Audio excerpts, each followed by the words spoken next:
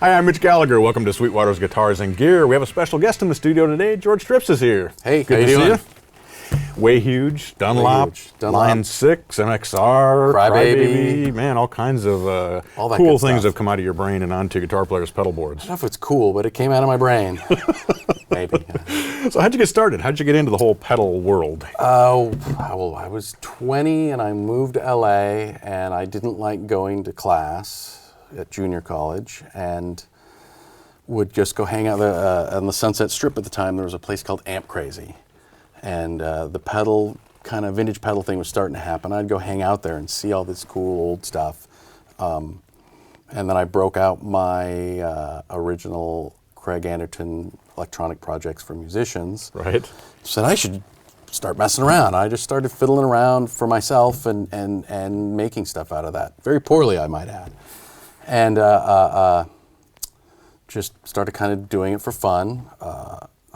I just got recently, a friend of mine still has the first pedal I ever made. Really? Serial number 1. Well, first pedal that says Way Huge. Okay. It says Way Huge, says Fuzzbox, still works. It's just beat to death. I mean, he still uses it. Right. I'm like, wow. And I had brought it in for service. Like, hey, just check this out, you know. That's crazy. So the thing's 25 years old now. It's our still Silver going. Jubilee. It still works. Right. Silver Jubilee for Way Huge. So how did you go from building projects out of a book to having the Way Huge company? That's a fine question. You know, I built little projects for friends out of the book, and then I started making fuzz faces and Fox Tone Machine clones, and at some point around 92-ish, sometime when I first started making pedals, I went and worked at Rack Systems. I was Dave's first ever employee. Wow. And so we're building racks, and I had pedals, and I made a Red Llama right before then, and I think it was Tom Petty got it. I was gone one day, and his tech came over. Our fuzz, our overdrive's broken. Dave gave him a bunch of pedals to try. Came back the next day. They're like, that red one's not coming back. I'm like, whoa, hey now. That's my pedal. You know, I'm a 22-year-old poor kid. I'm like, I don't care if you're a rock star. I'm like, I got no money. I'll build you one and sell it to you. So I started making them, and I was like, well, people seem to want these. I'd rather make these than, you know, building racks and power supplies. So I just started doing it. I think officially just only doing Way Huge, I think it started in 94. Okay. And right around then is when the first, you know, the anodized, the look of a Way Huge. Because the early ones were hand-painted Hammond boxes and stuff like that, you know, pretty standard stuff. And then I had a box made and the Way Huge sort of vibe happened. Right. So with those early pedals, you were doing some really creative stuff, which you've continued since then. Where'd the ideas come from for the different pedals that you were designing? A lot of them at the time, because there were very few boutique pedals, and a lot of the pedals I liked weren't made anymore. And the ones that were made were amazing sounding, but very fragile. Mm-hmm. You didn't want to put them in like a tin can. Step on it, it would flatten out. Right. So I built a lot of clones. You know, Piercing Moose is a take on an old Fox Tone Machine. Red Llama was a tweak on a Craig Anderton fuzz. Green Rhino was Tube Screamers, weren't around. I think the 5 was maybe coming out. Nobody wanted plastic pedals. Mm-hmm. Things like that. So I would just sort of make stuff for myself. Right. And the names, where did you come up with those from? The names it really started with the Red Llama, because the first one was called Fuzzbox. Very, original. Wow, it's a box of fuzz. So the Red Llama, and a few people have gotten this. If you're a deep Monty Python fan, if you remember the beginning of Monty Python and the Holy Grail, there's like this little subtext below in the beginning, and it's talking about red Chilean llamas. I don't know, I thought it was funny. Right. So and there wasn't a plan, I'm going to make pedals for a living. It was like, I'm going to just put funny names on them because they're for me and my friends. The second Red Llama, I think, was called Blue Buddha. That one's coming back. My friend Parthenon Huxley still has it. It's just destroyed. I'm like, wow. He's sending it back. I'm trying to get a lot of the really early ones together for the anniversary, take some pictures. Right, it's your 25th anniversary of building pedals. So those were all all the stuff from like 92 I'm trying to get. There's not a lot. Right. But I would just be silly names, and then for whatever reason I kind of stuck with the animal. It was the Piercing Moose, the Green Rhino, Blue Hippo, Purple Platypus, and then just I would just come up with stuff for whatever, Aquapus. I was gonna do a delay, and I'm like, it's gonna be this like aqua teal anodize. I'm like, it's aqua, an animal, and it was, well, it could be an aqua octopus. I'm like, that's hard to say, and it became Aquapus. So none of the naming is really like, wow, super deep. Right. It's just, it occurs to you. Just kind of happens, and you're like, it's very organic in that sense. Right, It's just right. like, oh, I like that, perfect. It's a lot of fun. Yeah. Like Conquistador was just like, I like that name. It seems to just fit, it connects with the Queens in that way, and I'm like, done. Right. Well, you were mentioning it came from one of their songs, right? Yeah. The name, anyway. Yeah, the name came, someone screams Massive Conquistador. I'm like, I love the name. It fits. Done. Right. There you go. So you ended up wrapping up Way Huge as a company, and then did you go to Line 6 after that? Yeah, in 98, it was just, the boutique thing, it was really hard. It was hard to sell pedals, and I had some friends that were at Line 6, and they brought me in as a consultant. And I was like, wow, this is a really interesting project. This sounds like fun. And then it just sort of turned into, we want to hire you. I'm like, you know what? This is really hard. This really seems fun. I'm gonna have a job. I hadn't had a real job, I think, really ever, than like a music store. Right. So I jumped at that because they were just starting the initial development of the Stompbox Modeler series, I should say. They just started the development of the Stompbox Modeler series, which is like the DL4, the MM4, and it's like, ooh, this is really cool.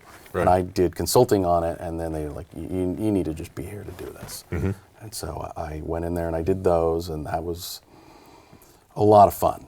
I call my Line 6 years college, because I learned a lot about everything. It's a larger company, and different in the music industry, having support staff and engineers, and like, oh, hey, you could do that? Perfect. It was a lot of fun. I worked on a lot of stuff. And everything there is, it's a team. It's not like, hey, I came up with this. It's a team, and I would just sort of, I'd be the product manager, so I'd be guiding it. Right. As far as like the end user and all that. So it was fun. The looper was, I remember the original concept for it was very different than what it became. And then that's a big part of DL4.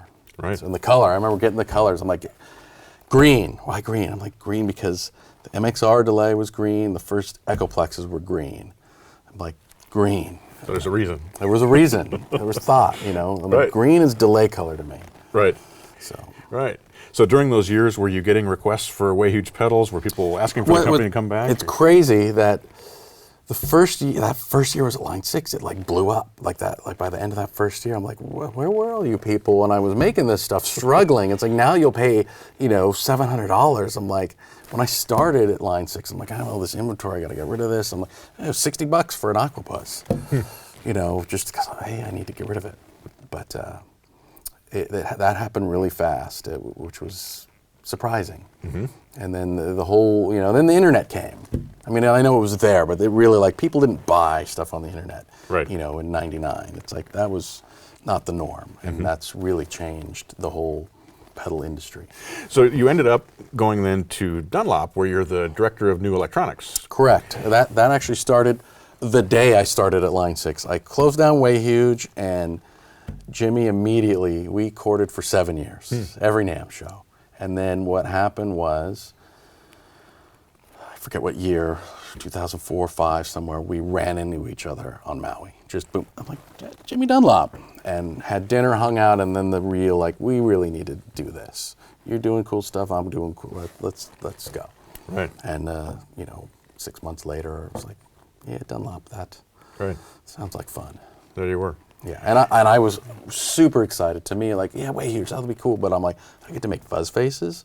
I get to build MXR, Crybaby. I'm like, Univa. I'm like, this is the stuff that I wanted to be. And now I'm like, ooh, I love doing fuzz faces. I still do every now and again, little just custom runs of hand-built fuzz faces because I can make a fuzz face. Right. And it says fuzz face. I'm like, oh, they're big, they're they're totally impractical, and I love them. So was the original idea for you to go over and just do Way Huge, or was it to come in and work on all of the different It lines? was both. It was both. Jimmy wanted to bring Way Huge in because he loved the whole kitsch factor, and he wanted to do stuff because MXR is a little more conservative. You know, it's a phased 90. It's a distortion plus. It's not, you know, swollen pickle and green rhino and octopus. And he likes all that. So it was just like he wanted to have that toy shop to play with too. Right. And then it was also, hey, you can, you know, help design with MXR. And I was like, yeah. Right. I think the first things I worked on were the Authentic Hendrix series and the carbon copy. Wow. So, man, one of my requests is a carbon copy with tap tempo. You never know what might happen. Is that right? You never know. Oh, fun. But not that. I'm going to be disappointed. Is that what you're saying? No. You never know.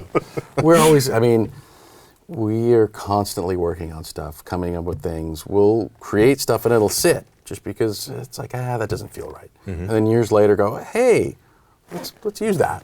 Right. Which has been, you know, it's fun. Right. Well, that's cool. That's cool. So do you work, you mentioned at Line 6 you were part of a team that was designing things. Is it the same way at MXR, or do you work on your own and bring things to them?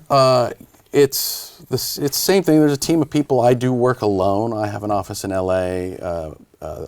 Dunlop is up in Benicia. But there's a team. There's a team of engineers. And, you know, I go, this is kind of how I want to do it. With Way Huge, I'll, you know, do a lot of the designing. And then the engineers will say, you really want to do that? That's, you know, not right. I'm like, hey, help me here. But, yeah, it's still a team. Right. As you're designing pedals and working on them, you're a player. Are you pretty much tweaking them to what you want to hear? Are you sending them out to other players, or how do you voice them? That all depends on what and who it's for.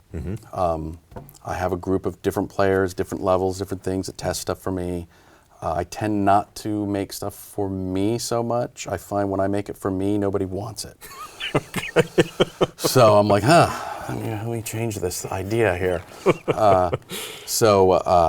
It really kind of depends. You know, it's market driven, it's player driven, it's artist driven. It really all kind of depends. I work a lot with Joe Bonamassa, which is just super fun. He's the best. With different artists, that's a whole kind of thing. What, you know, end users are demanding. We need this, we want that. Looking at what's selling, what's the right thing to do. You know, all that. Right. MXR started doing digital again with the reverb and the Echoplex, and so we've got that going. And right. Yeah, there's a lot. I'm usually working on about 15 projects. Is that right? It's just like, and like, I think I'll work on this today, and it's just. How long does it take from when you get the idea or you're asked to do something? Anywhere, like a real project is usually, in reality, it's like a 12-month thing. Like the product may be done, but then now we have to build it. That's a whole nother segment. So it all kind of depends how complicated. Have we done this before? We're reusing things. Yeah, it varies. Right. So anywhere from something really easy, 6 months. That's rarity. Something really hard, it could be 2 years. So yeah. So I meant to ask you this when we were talking about the names of the pedals. Have you ever had the name for the pedal first and then built a pedal to match it? That's a good question. Have I? Probably. I can't think of an instance. Usually, I keep a chart of names, and I always forget to go look at it. It's kind of like band names, right? Yeah, it's very similar. I should write. That's a great pedal name. And then I'm making a pedal, and it's just, I have a lit. It just sort of goes organic. Like, right. I got this pedal. What is it? Who's it for? Why am I doing it? What's a cool name? All that. So I do have a list, but I forget to look at it pretty much every single time. Yeah. I'll look at it just periodically. Oh, yeah, that was a good name. I should make something like that. And then I never do. So you mentioned the fuzz face, and obviously that sounds like one of your favorites, but is there one of your kids, if you will, that is your favorite pedal that you worked on as far as your playing? You know, Red Llama. The Red Llama I made for me. It was something I wanted. I wanted sort of an overdrive fuzz. It wasn't a tube screamer, and you know, I took that Anderton circuit and tweaked it, and it worked really well with my Princeton, and I still love it. You know, it's not, you know, the biggest seller in the world, but I like that. And I love fuzz faces. I mean, that was the first thing I did, and I love the big round enclosure, and I love they're just all unique. Every single one. It's just like, you never know what you're going to get. Right. So probably those. I mean, there's a lot of cool stuff that that are like accomplishments, like building them first analog delay, making it work. Like, wow, you know, that was cool. But as a player, you know, the Red Llama is a really good, you know, meat and potatoes kind of thing for me. Right. Well, since you mentioned that. Meat and actually- potatoes? Yes, meat and potatoes. We have some breaking news on meat and potatoes. No, we have breaking news about the Red Llama. What's happening with that? So this is the 25th anniversary of Way Huge, so we decided to come out with a limited edition Red Llama 25th anniversary overdrive. We're going to make 1,000 of them. It's the Red Llama with an added tone control, so it's updated, and those come out next month, so sometime in May. Very May, exciting. I believe. So 1,000 of them total? 1,000 total. So if you want one, you're going to... Yeah, and they'll be serial numbered with the pick tins, much like the overrated special was, and Right. it'll be cool. Really exciting. Yeah. Well, I can't wait to see that, and also the new things you have coming out. And we appreciate you taking time to sit down with us Anytime. today. It's been fun. Thank you very much. Great to see you. You too. And thank you for joining me for Sweetwater's Guitars and Gear. Be sure to tune in next time. We'll have more guitars, more amps, more effects, and we'll be making lots of music. I'm Mitch Gallagher.